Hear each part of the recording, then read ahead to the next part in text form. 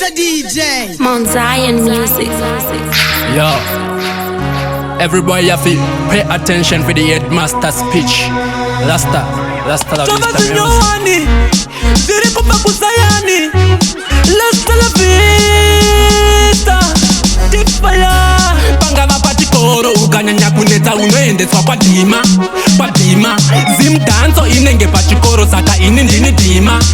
Dhima. Manya unotanasha mutiva rove mutafu kune vafana vari kuchora murau saka aiwa vanoda kugaiwa ndini headmaster nebhutsu ndokita vawise ikuno kwa headmaster tivatambidze mapanchimendi vawise ikuno kwa headmaster tivatambidze mapanchimendi pamango vatovanhongesa mapiepa inhundwa tunza rigati mbovazunza pamango matovanhongesa mapiepa vanondiketa manya unovabvunza inhundwa tunza rigati mbovazunza shamu yangu hunza iwewe kwidza brukwa ndiani ari kunyanyonetsa ini ndinowarira nekupeta segudza kunyanya vari kudhisa vonyanya kusaiza toda kuvapanisha tanzova kutanisha shaya discipline saka vakuda kushaisha vape majezi ebhora vambonomatikita saka uisai kuno makopiketi ngavapolishe bhutsu vopfinyira sheti vari kukopesana vari kukoperana ngavauye kuhofisi kumapanchimendi vauisai kuno kwa headmaster tivatambidze mapanchimendi vauisai kuno kwa headmaster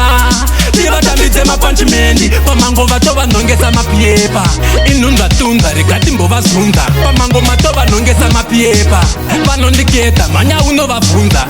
munondiona kuofisi kuchitungwisa ndova panotisi kubhilivhisa ndini headmaster Rasta la vista uyainavo kuno unotova twista ndakambotanga ndiri good boy asi muchaita kuti ndive rude boy ndava kuticha matinga sechigame boy ndini headmaster ndiwe head boy vauisa ikuno kwa headmaster tivatambidze mapanchimendi vauisa ikuno kwa headmaster tivatambidze mapanchimendi pamango vatovanhongesa mapiepa inhundwa tunza rigati mbovazunza pamango matovanhongesa mapiepa vanondiketa manya unovabvunza pangava pachikoro ukanyanya kunetsa unoendeswa kwa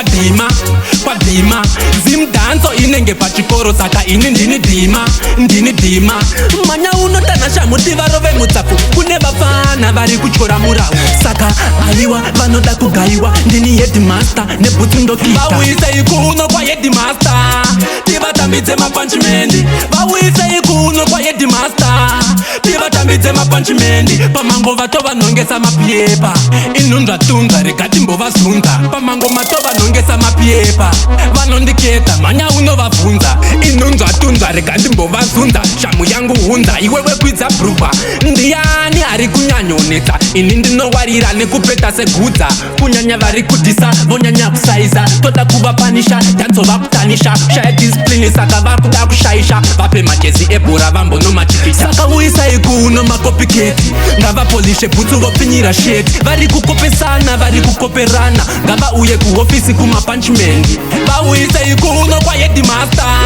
tivatambidze mapanchimendi vauisai kuno kwa headmaster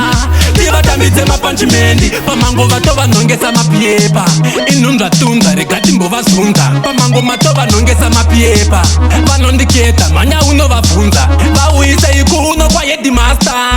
tivatambidze mapanchimendi vauisai kuno kwa headmaster tivatambidze mapanchimendi pamango vatovanhongesa mapiepa pamango matovanhongesa mapiepa